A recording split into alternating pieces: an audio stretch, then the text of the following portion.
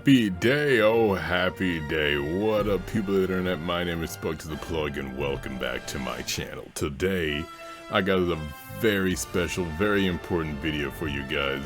We're talking about The Legend of Zelda, Tears of the Kingdom. This game came out yesterday. Happy Mother's Day. This video should be out today on Mother's Day, and what better time? Why is it a better time? I don't know, just because it's Zelda and I'm happy. This is such a deviation from the way I usually do my videos, but I just had to get one of these out there. Because this game is so big, I thought about doing a walkthrough, but it would be next to impossible to keep it consistent and concise and all these other synonyms that I can't think of right now, but it's so good, and I've only put in roughly 20 to 25 hours into it already.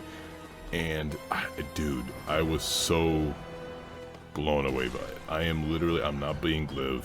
Like, before the game came out, I met someone who got the game early, and I asked him, was it worth it? And he told me I'd pay $80 for it, which is way more than it costs unless you're in different areas of the world, but I digress.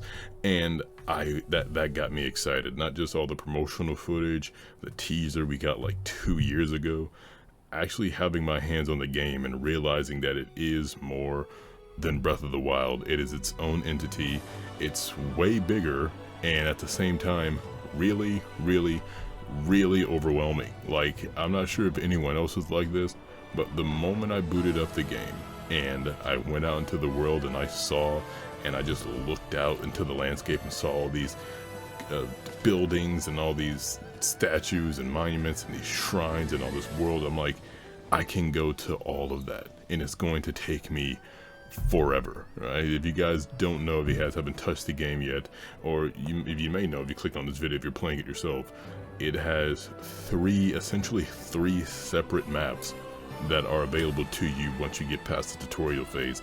You have your Sky Islands, you have Hyrule itself, which is already huge from Breath of the Wild, as you guys may know, and you have the Depths. There's a whole section beneath Hyrule, which is scary, but also intriguing. Actually, by the time I'm recording this, I just got done exploring half of it, and I was down there for like 5 hours, and I kept telling myself, okay, I'm just gonna do this, and I gotta get back up there, and I gotta do some of these shrines, but not like spending time down there and seeing the different enemy variations, and you know, using all the different mechanics that they have, the different tools that there's so much to talk about. This video isn't layered at all, but I can honestly say, okay, where should I start? Okay, the world, first of all. I'm just gonna go right there, the world.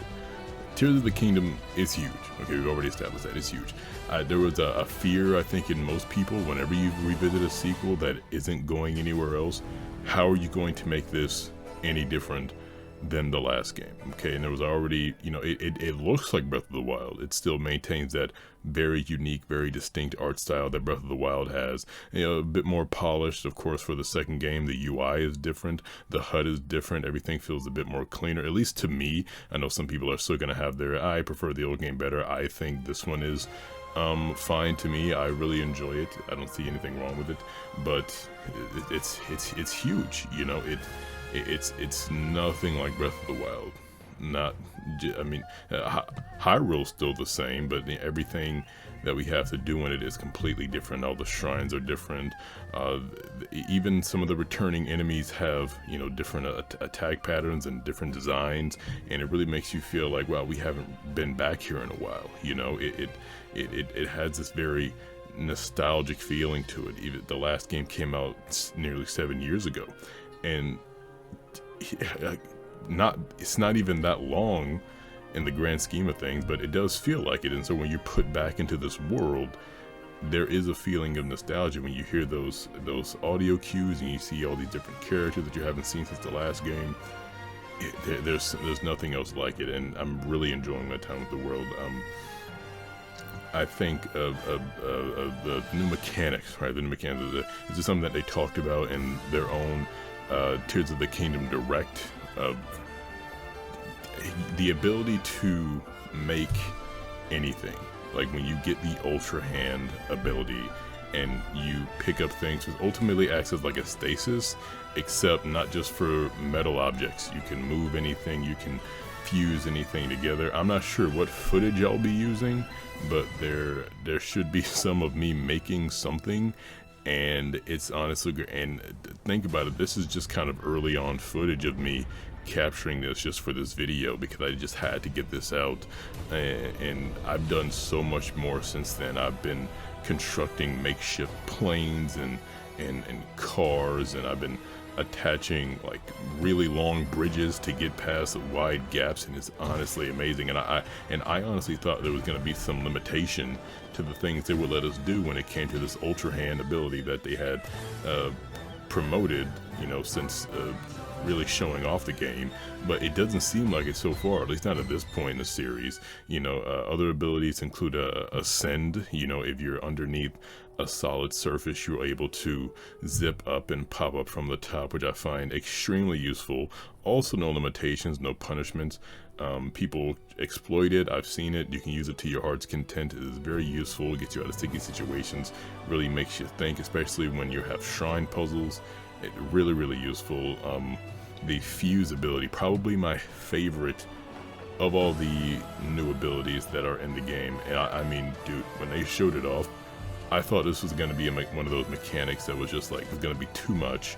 It's like, come on. It's like, it looks cool, obviously, but when you're actually, again, it's a game, man. When you're actually there and you do it, and you have a sword, and that sword maybe doesn't have a lot of power, and you're about to fight an enemy, and literally anything that's on the ground. I picked up, and I don't know if I have this footage, but I picked up a board, like a wooden pallet, and I attached it to one of my swords.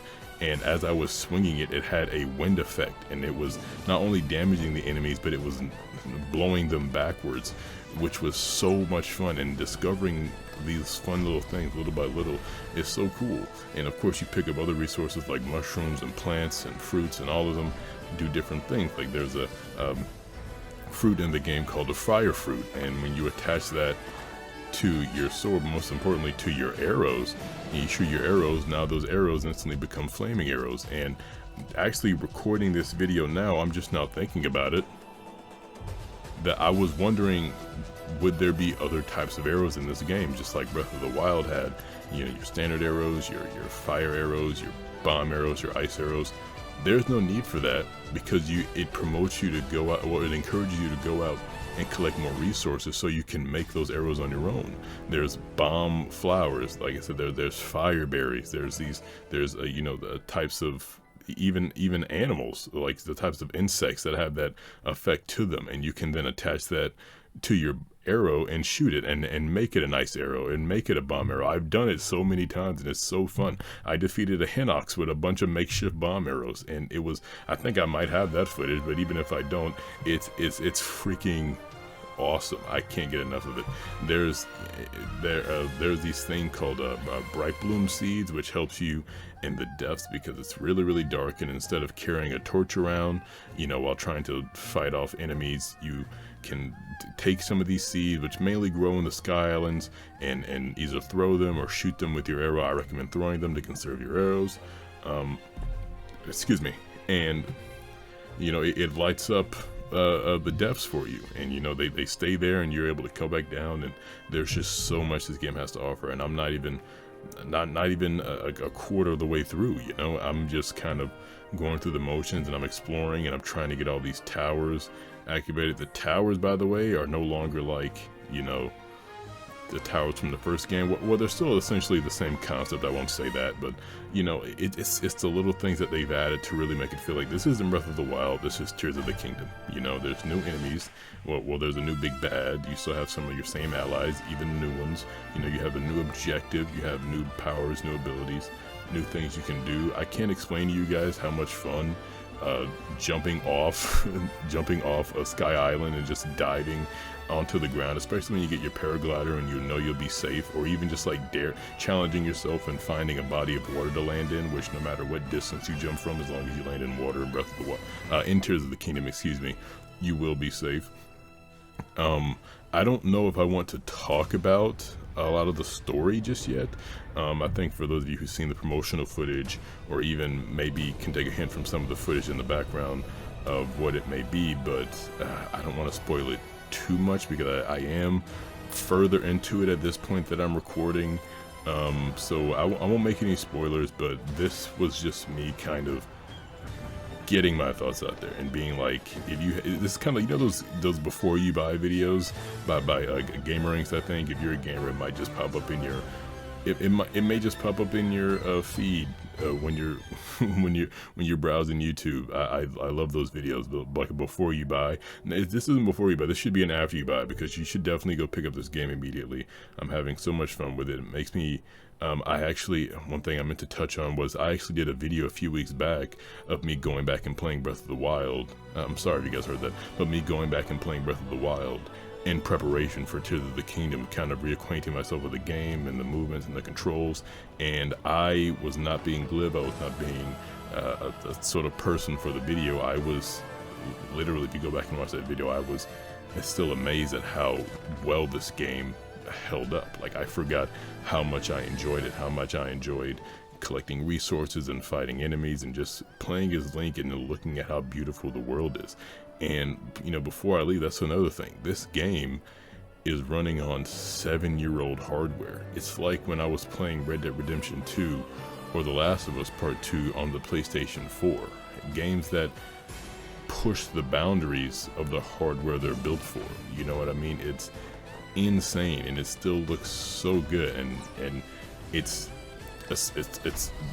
has the same engine and look and design as Breath of the Wild, but just in sheer scope and size, the way that the game the way the game performs, like, you don't notice any. I mean, there's slight drops from time to time where it goes from 60 frames to 30 frames, but even then it doesn't take you out of the immersion. It happens for like a second, because again, the game is huge, and that little accommodation, you know, there's no crashes, there's no real stuttering to it, and you don't notice it, and you just it plays so well, and it's so much fun, and it is overwhelmingly fun. Like, I legit, every time I boot the game up, I just look around the world and I just think I'm going to be playing this for months. The highest, the most played game I have on my Switch right now is Animal Crossing, with over 800 hours into it. Second place is Splatoon with over 500 hours. And now I think this is going to top both of those, because it's just so big, and I have other videos to make, guys. I don't know what I'm gonna do. I just have to play this game. But anyway, I just had to get this out there. I just had to make this video in the beginning, and then once I beat the game, there's going to be another video with my clear, concise thoughts, kind of like a review, critique sort of thing of this game, and I'm really looking forward to that, because it's my first time I've really done like a Nintendo kind of critique like this. I did like Mario Odyssey, but I think for a game like this with the sheer size and scope, in a clear Game of the Year contender, I'm actually really looking forward to that. I wonder if Nintendo's gonna take home that title. Breath of the Wild got Game of the Year in 2017, so I think they stole it again, man. I'm a huge, you know, all the games that are coming out. I'm excited for Spider-Man. You know, I'm excited for, like, I'm excited for the next fighting game or whatever. Like, but I don't know, man. Like, I do think. I think they're in the running, you know, they're definitely up there. But I'm really enjoying my time with Tears of the Kingdom. Let me know what you guys think about the game so far. It's been out 2 days at this point. I really want to hear what you guys have to say. I've been thoroughly enjoying my time with the game. Thank you guys so much for watching. I'll have hopefully more Tears of the Kingdom videos, and not just the one that I plan to do at the end. And yeah.